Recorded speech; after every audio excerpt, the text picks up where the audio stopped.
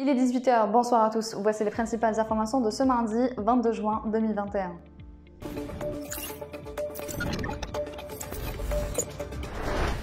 Le baril de Brent a dépassé la barre symbolique des 75 $ ce matin à Londres, une première depuis avril 2019. Malgré la hausse de la valeur du dollar, les cours du pétrole poursuivent leur ascension, boostés par des négociations sur le nucléaire iranien. Après avoir atteint son record, le cours du brut reculait légèrement. Pour autant, la force du billet vert depuis une semaine n'a pas empêché le pétrole de battre record sur record, notent les analystes. Selon eux, cela suggère qu'il y a très probablement une demande réelle élevée, non pas dopée par des spéculations. Le président du Conseil national économique, social et environnemental, CNES Redatir, a révélé lundi à Blida que la Banque d'Algérie a donné son accord pour la création d'une banque d'import-export à même de résoudre plusieurs problèmes rencontrés par les opérateurs économiques et des exportateurs algériens. Suite à cet accord, il y a lieu de relever que les propositions du Conseil sont en voie de concrétisation. Il ne reste que la création de cette banque, a-t-il ajouté. La vision du CNES en matière d'économie vise à créer une banque d'import-export s'intéressant au financement des projets et la maison d'export ou l'Agence nationale d'exportateurs qui s'intéresse au volet logistique de l'exportation. Cette démarche est intervenue car les instances actuelles sont incapables d'exercer pleinement leur mission et s'inscrit dans le cadre de l'amélioration de la performance des institutions.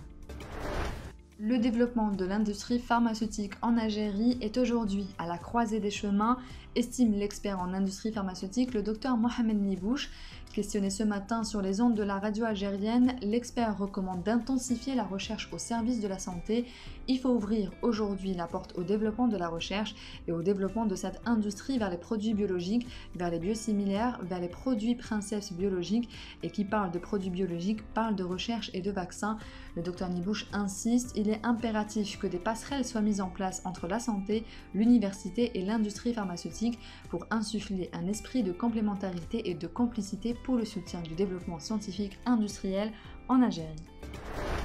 30 personnes sont décédées et 1494 blessées dans des accidents de circulation survenus dans plusieurs wilayas durant la période allant du 13 au 19 juin en cours, selon un bilan hebdomadaire publié ce mardi par la protection civile.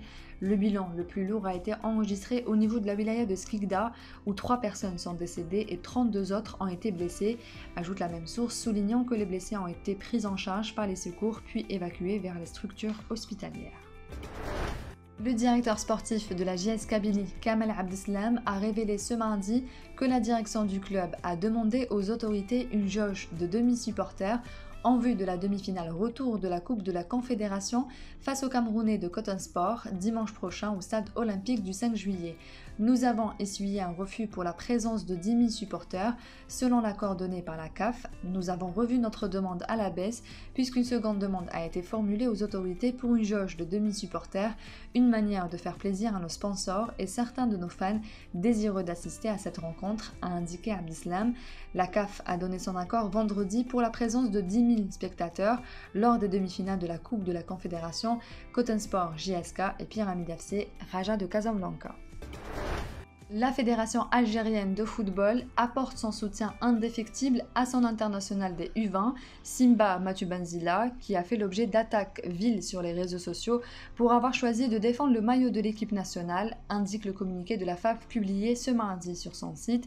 À travers un post sur son compte Instagram, le jeune espoir algérien et sociétaire de Troyes, en France, a réaffirmé son attachement à l'Algérie et au principe de porter les couleurs de son pays d'origine, et ce, après plusieurs critiques assez âpres remettant en cause son choix, ajoute le communiqué. C'est la fin de ce journal, merci de l'avoir suivi, on se retrouve demain à la même heure sur nos réseaux sociaux.